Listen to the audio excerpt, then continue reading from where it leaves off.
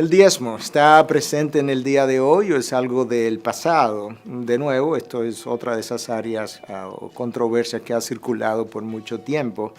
Lo interesante, como escuché a un predicador decir, es que todavía no he oído a nadie que esté en contra del diezmo que haya querido dar el 11 o el 12%. Siempre estamos en contra de algo, pero pensando siempre en poder dar mucho menos.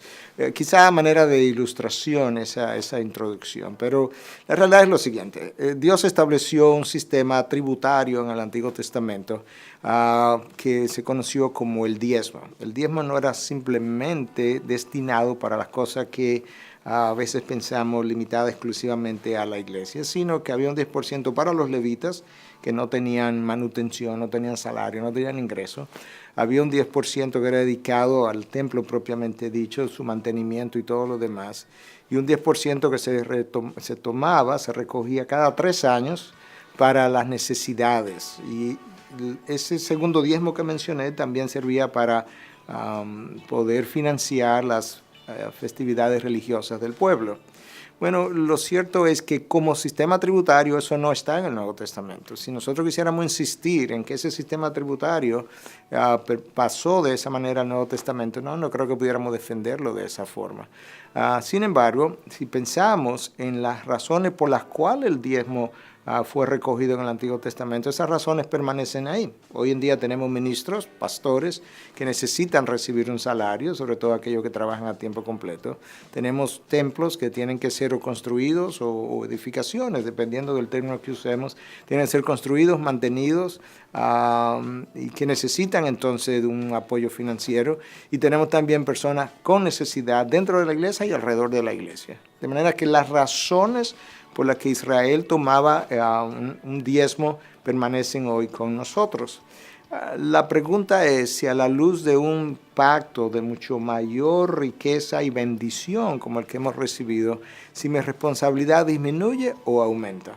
Y entonces es mi convicción que a la luz del Nuevo Testamento, el principio no es tanto que el 10% pertenece a Dios, sino que todo pertenece a Dios, toda mi finanza, todo lo que tengo, todo lo que soy, es propiedad de Dios, en primer lugar. En segundo lugar, yo debo preguntarme incluso después de ese diezmo si hay mucho más con lo que yo puedo contribuir.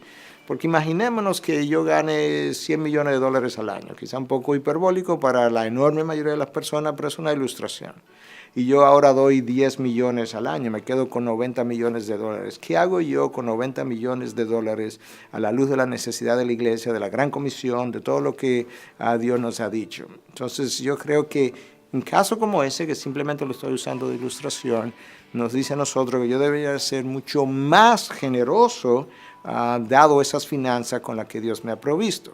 Pero si insisto de una manera que quizá no pudiera sustentar también, que el diezmo pasó es tal cual lo vimos en Israel, entonces una vez yo dono mis $10 millones, me quedan mis $90 millones, yo pudiera disponer de ellos como yo quisiera.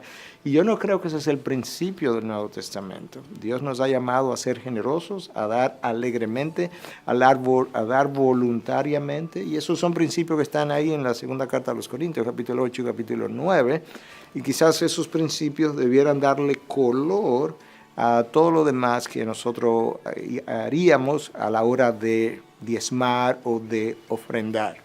Entonces, en pocas palabras, como sistema, como Israel lo tuvo, no lo tenemos hoy.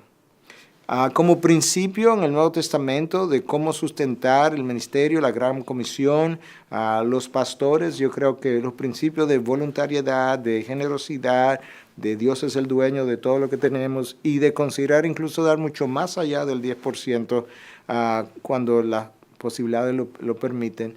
Entonces yo creo que sería la manera como yo razonaría cómo nosotros los cristianos debiéramos ser buenos mayordomos de nuestras finanzas en el día de hoy.